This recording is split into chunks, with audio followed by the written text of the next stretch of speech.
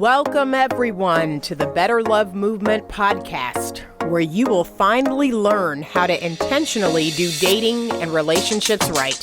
My name is Anita Stoudemire, and I'm a licensed professional therapist and your personal love mentor. I've worked with thousands of singles and couples, giving them the skills needed to attract and keep the amazing love they desire. It's my heart's work to help people to get the skills needed to not only become the very best versions of themselves, but to help them grow and evolve emotionally and relationally. You can absolutely have the romantic relationship of your dreams. Come and let me show you how.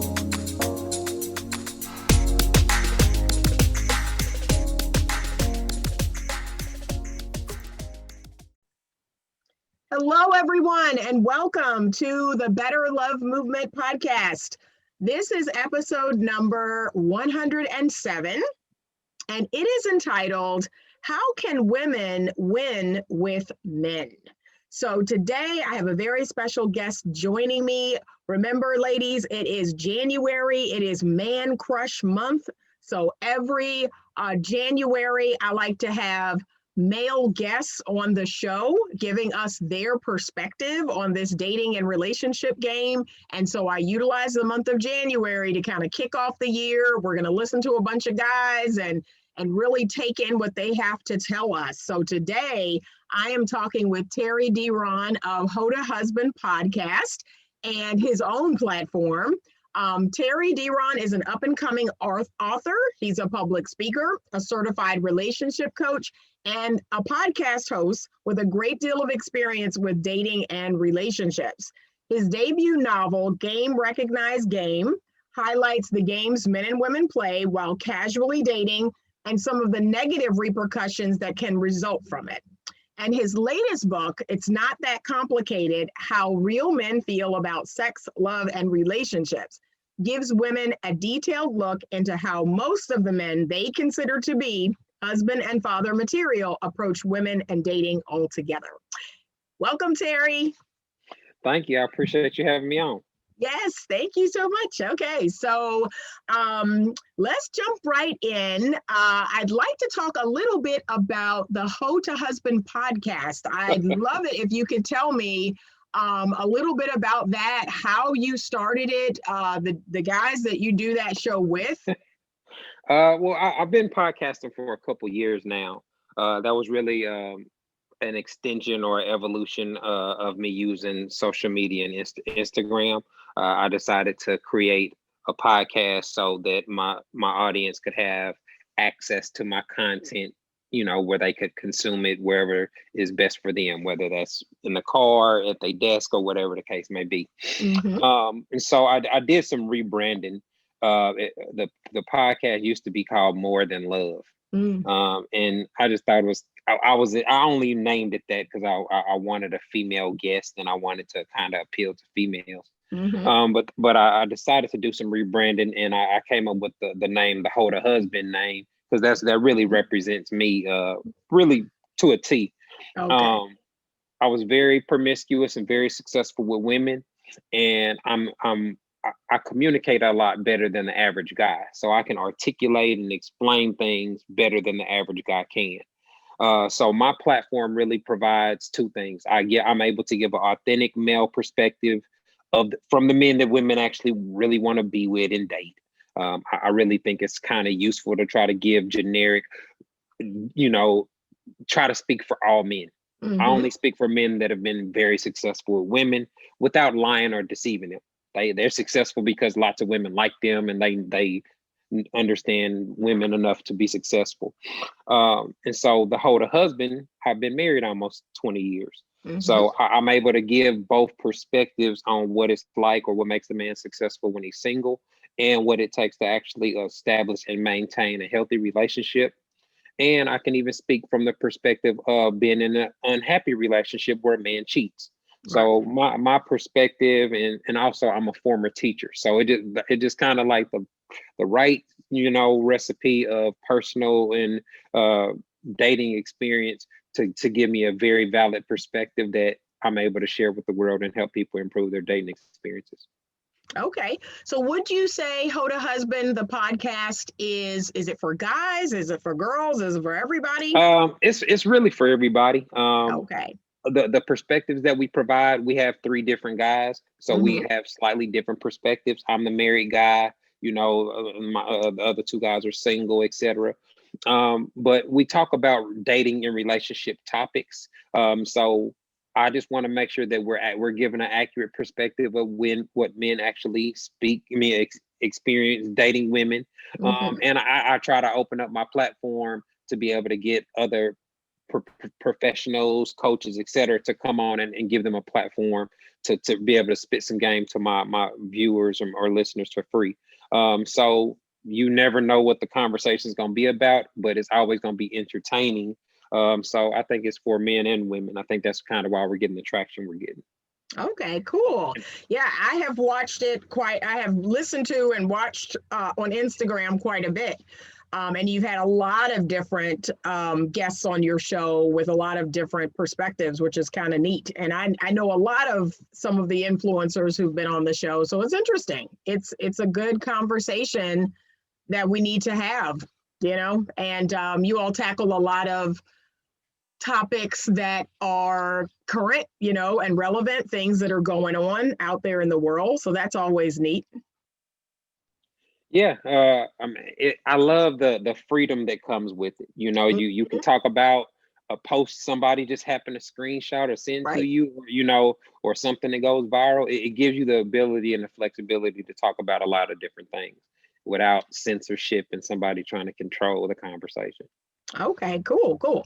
Okay, so I'm going to ask you a little bit about your book that you wrote called It's Not That Complicated. You Okay. state one of the main reasons that women experience so much pain and heartache when it comes to men and dating is because of the drastically different ways that they feel about sex, love, and relationships. Can you tell me some of those thoughts and feelings most women have that's leading them to fail with men? Yeah.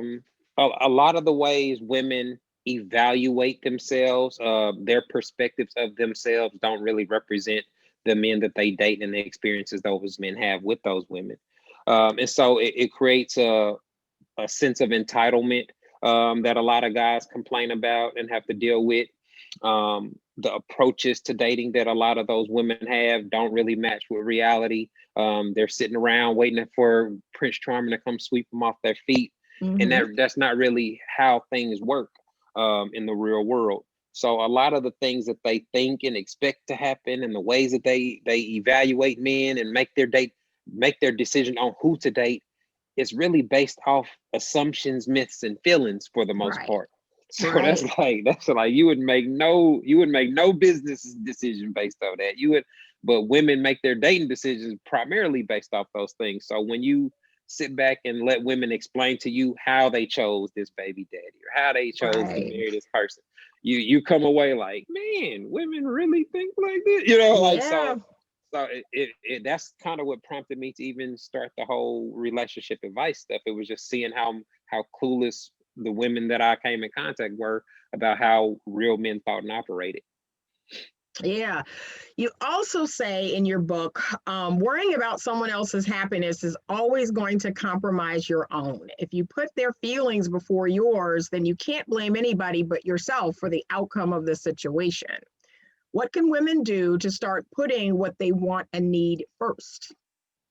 Well, everybody has to evaluate what the or I'd start with, they have to understand the difference between a want, a need, and a preference. Hmm. I think those things just get mixed up and convoluted, and that leads to a lot of conflict and relationship problems. But when I said that statement about you can't focus on another person's happiness, I said that because happiness is internal. Right. A relationship won't make you whole. A relationship is not gonna. If you're an unhappy person, if you unhappy because you fat or don't have a good job, getting a girlfriend or a boyfriend is not really about to fix that problem. So happiness is an internal thing. And so that's why I mentioned that people that look for love and look for a relationship to try to complete their life. Like, nah, that's not really how that works. You Right. have to be complete and to be popping and your life is going good. That puts you in a position to be able to merge with someone else if you choose to. Right. And that's the approach that the men that are successful take. And I'm just trying to get women to understand why it's so successful, why they have the success, why they can eliminate, a lot of the problems, and just point out the things that are really the sources of the problems women experience, because their perspective doesn't allow them to really see a lot of things that promiscuous men see. Right. And that's interesting. You talk about, wants, needs, preferences. So I have a book coming out this month, and it is going to, in fact, kind of break down that right there. So I've created a tool. I've used it in therapy for years now, but people ask me about it all the time. And I said, I just need to go ahead and write a book about this to help people understand how to choose well.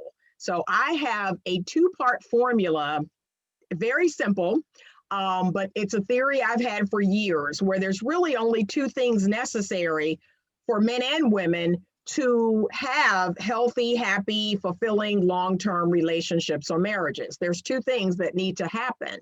1, you need to choose well. You need to choose the best fit partner for you. And then 2, when you get into that relationship, you need to do well. You need to learn how to be a good romantic partner in your relationship. You need skills. I always tell folks that it's not just about love, it's about skills.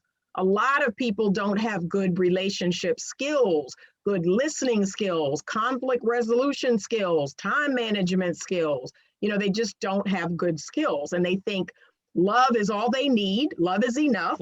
And I often tell people that's a myth. You need more than love. So that's one of the things that I'm going to be, diving deep into in this book, is helping women to like just like you said. I think we're on the same path with this, which is take your head and your heart. Those 2 things come together. So it's not just about your heart and how you feel or how the man makes you feel or the chemistry. You got to ask yourself, does this make sense? Sure. Like, honestly, a lot of women don't choose well, right? That's how they mess up. I know a lot of women who don't choose well, but then they get into the relationship and they think they're going to outdo who they chose. And it doesn't work that way. Here's what else I've discovered is men choose well, but a lot of men don't do well. So I think that's interesting that we're different in that way. Yeah, it really bases off the man's value system, who he is as a person, his code of ethics per se, and what he experiences in the relationship. Those 2 things are really the kind of the 2 things that really influence a man's behavior. And he either incentivize him to be a good husband and continue to do the things that are expected of him, or increase his desire to do things that are inappropriate and outside the marriage. And so I spend a lot of time trying to coach women out of the things that we know create conflict, the things that I know increase a man's desire to cheat, etc. But I wanted to talk about, I wanted to piggyback on what you said about your new book. Congratulations on that. Thank you. But the skills that you were talking about, those are all things that promiscuous men would be an A+ at. Like if it was a class on dating, those would all be areas that they're the best students at. They have to listen to women way more. They have to have the bravery to approach women. They have way more experience, just numbers in general. So they know what to not say. They know what to not do. I mean, and it's to the point where the F boys and the bums and the deadbeats that women don't want, they're smart enough to learn what to say and do too. You know what I mean? Like, so those skills, a lot of people aren't able to articulate or don't even recognize that they're skills. So, but it's something that I learned as a teenager, like, oh, this is why I'm better than the other dude. This is my communication's way better. That's why they all on my voicemail and they all can't wait to talk to me again. It was just, it's creating those type of experiences because I learned what type of feedback you get from it. So I think it's good for you to try to help women with their skills. And I did the same thing. I felt so sorry for seeing women. I on my page, I was constantly found myself telling women, oh, that means you failed the dating phase. Oh, you failed the dating phase of the relationship. So I'm breaking down what dating means and what it should be happening. So I actually created a ebook that's a dating and compatibility guide that I'm always promoting. And I made it $1.50. You know what I mean? Like I wanted it to be something that women, cheaper than a bag of chips. So if you're serious about improving your dating, you can download it. It'll go directly to your phone and be there forever. And it's $1.50. And it actually walks you through the conversations you should have. You know, not verbatim, but the type of things you should be talking about to figure out if you're compatible with somebody or not. Right. It also includes some evaluation guides where I broke down the attributes, you know, of a person, the responsibility, communicate, etc. And it has a scale, a score sheet. So you can, they have to do a work. They got to screenshot it. They got to email it to themselves or print it out. But that allows them to take their feelings towards a guy and turn it into data. You know, you go through a circle and he got 2s and 3s. That should prompt you to be like, whoa, this is not gonna work long term. You know what I mean? And so I commend you for releasing a book to try to break down the female perspective on those things. And this is what I like to tell women. There are things that men are really great at. That and just like you said, I agree with you from my history in dating in my 20s and my 30s. Men study women, Men study women. They're forced to. Yep. And I just don't understand why women don't truly study men. They don't have to. They don't have the way dating is set up. Women just have to be cute and choose from the guys that like them. Yeah, I'm gonna give you some time and attention, or no, I'm not. And so that they don't have to change anything. And so they never correct the problems. Most guys are not in a position to be very successful with women. So they cave in and cater to attractive women. You have men that are panderers that tell them what they want to hear. And you know your worth. You could never be a problem. If he has an issue with anything you did, he's like, they have that. And those are the guys that have the millions of followers. And so there are a lot of things that lead to the failure that women have. And from my perspective, I get attacked for trying to help women. I hate women. That's why the only reason that I can explain why all these problematic behaviors. It's like, no, I'm just I have a lot of experience. I have friends and family members that make these dumb decisions and make these stupid mistakes. And even if you talk to them and you tell them not to do it, they're gonna do it anyway. Like, so to me, just is seeing these things like, man, the guys that focus on making a woman feel good and telling her what she wants to hear, they the ones with PS5s. You know, they the ones that get everything. They got the designer shoes. They got her to pay for his Xbox Live for the whole year. Like they just finesse these women, and it's so easy to do. Like, I mean, but most people, from what I see, they focus on campaigns about talking about those guys. F-boys, stop being dishonest, become quality men. Like, and they sitting there like, why should we? They can't even tell the difference between us and a quality man. I agree. So to me, my philosophy is, if I can explain to them exactly how quality men think, feel, and operate, then to me, that puts a woman in a position of empowerment to be able to identify, well, oh, this dude don't operate nothing like a quality man. He's making emotional decisions like a woman. I would never, like, to me, that's what I feel like I'm doing with my platform. It just comes with a lot of backlash. But it's necessary. It's necessary, like you said, to empower a woman to say, no, thank you. Like, I always tell women that you're the gatekeeper. None of this happens lest you let it. True. Like, that's it.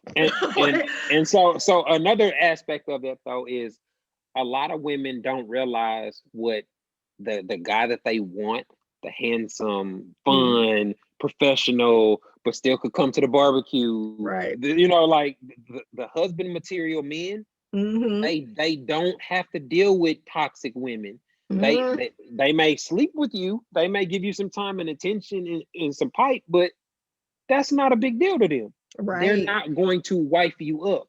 And so if your goal is to get in a long-term relationship that can lead towards marriage, then you should start paying attention to the things that make a man eliminate a woman from contention.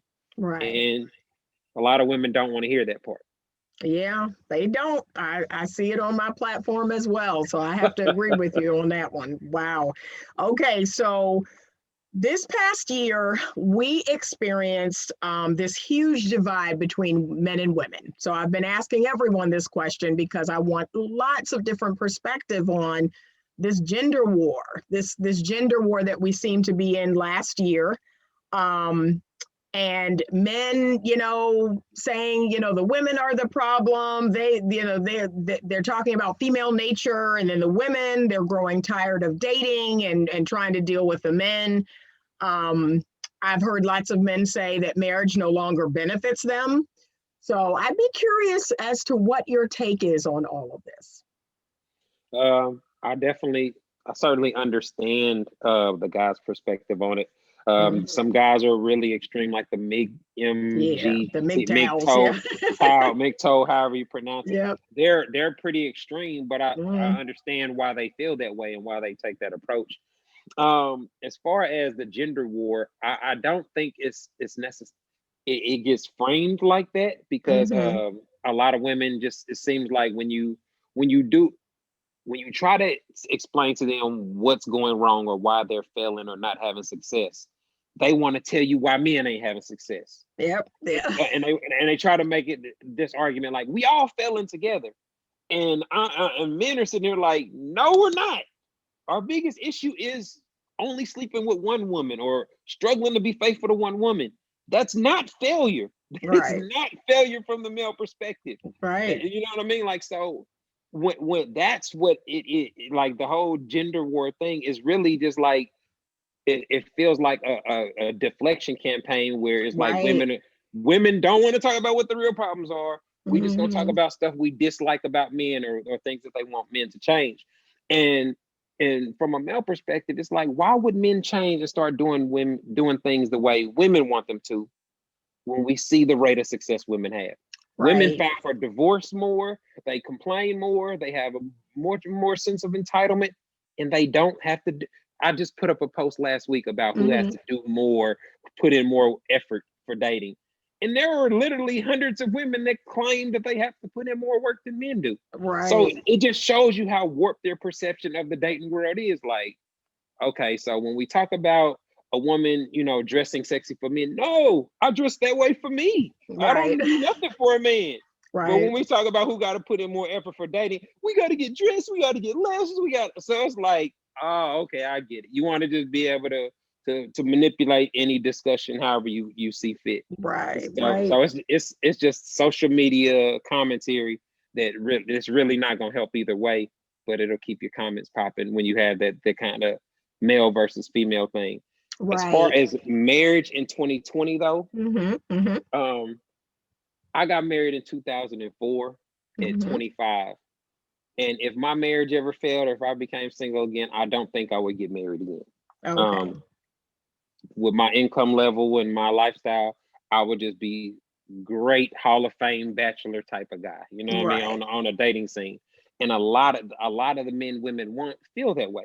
Their single life is just too lit to give up. Right. Because the common things that men experience when they try to be monogamous with a woman, controlling sex, cutting down on sex, using it as a weapon, using her assumption and feelings and treating them like facts, like all these relationship killing behaviors that I talk about in on my platform. They know that they're there, but if you're single and you're dating multiple women, you can deal with it when you feel like it. You know what I mean? Like, so I think that's kind of the conclusion that a lot of guys are coming to, that even if they did want to be in a marriage, the situation is very likely to lead them to end up cheating or ending up divorced. You know what I mean? Like, so it's better to just avoid it altogether. It is ultimately how a lot of guys feel. I think it's sad. You know what I mean? I think women could really make a big difference and change that perception by simply making some tweaks to their expectations, the way that they evaluate or perceive men. You know, actually listen to what men think and feel. You know, just change some things like that, and then those men would have a much different experience dating them. Right. Well, I've been encouraging women to study men, just like a lot of men study them. And that's how they know, like you said, what to say, what to do, when to do it. We need to do the same thing. We need to truly, you know, I've been called a man whisperer by a lot of men because they're like, man, you get it. And I'm like, yeah. And I don't understand why other women are not doing this too. Like, if the goal is a healthy, happy, long-term relationship, yes, you have to study, you know, your person. You have to study that person and really learn about the male gender and try to understand it and accept it, right? Because there's certain things men do that I just accept. Like, I don't try to make them different. I just use how they are to my advantage. But I'm not trying to change them or trying to make them more like a woman because I want a man.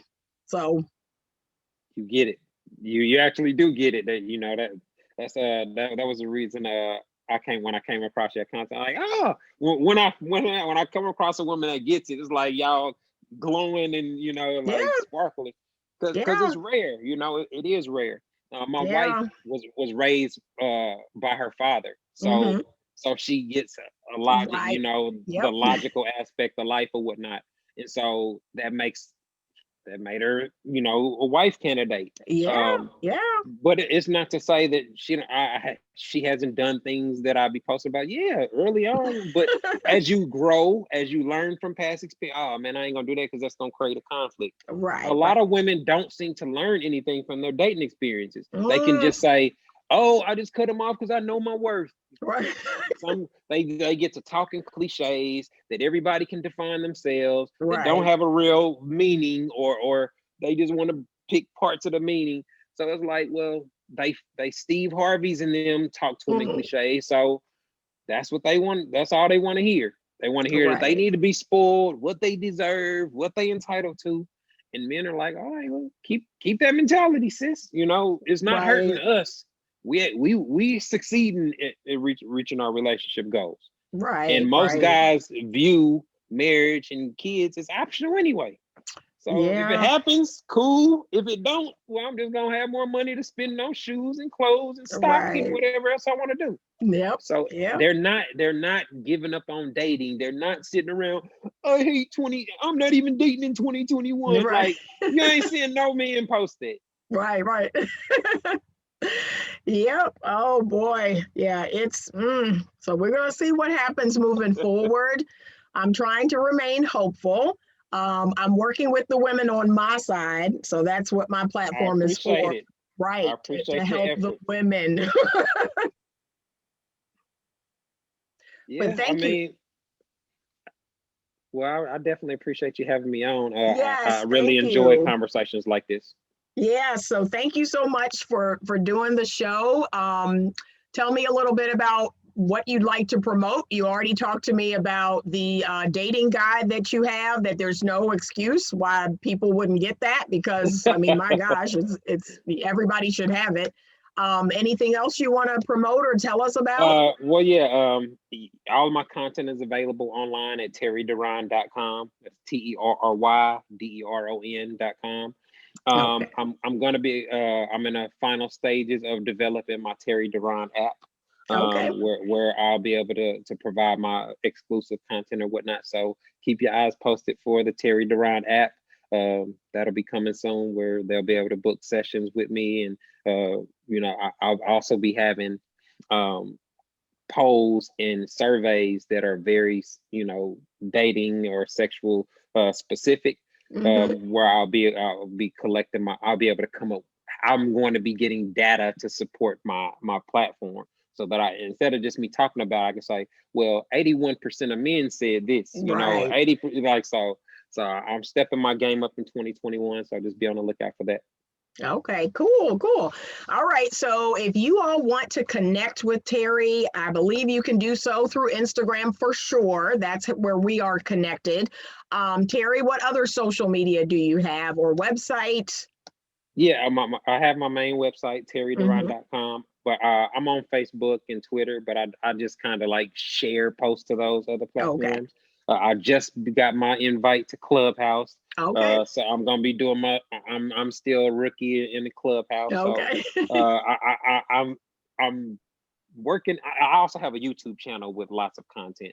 Okay. And Good. if you just search for Terry Deron, you can Google me and all kind of stuff will come up. My daughters swear I'm famous now. Okay. But yeah, so YouTube and Instagram are my primary social medias.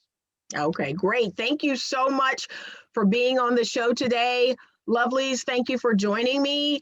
And continue to keep your eyes peeled on Instagram. That's where you can connect with Terry and all of his other platforms. There is no excuse for you not to go to his site and download the dating tips that he's going to give you, because it's super affordable. Everybody should have that.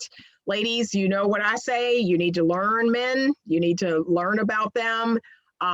Study them, become a student of men, and try to understand. And if you don't, then just accept them, because that's what I do. I don't try to change them. I just accept how they are. But thank you so much for joining me today on the show. Ladies, as always, stay open to love. Thank you for listening to today's podcast episode. If you are enjoying this podcast, please leave me a 5-star rating and review. Your ratings and reviews help me to continue to bring you more great content. Head on over to YouTube and check out the Better Love Movement channel. There's more video content there, and you can subscribe to be notified when a new video is posted. If you have a question that you would like to have answered on the podcast or in a YouTube video, please send it to me at info@betterlovemovement.com. You can also connect with me directly on the Magnify app to have your dating and relationship questions answered. That's MAGNIFI, and it's available on iOS and Android. You get your first 5 minutes for free. So give me a call and let's chat.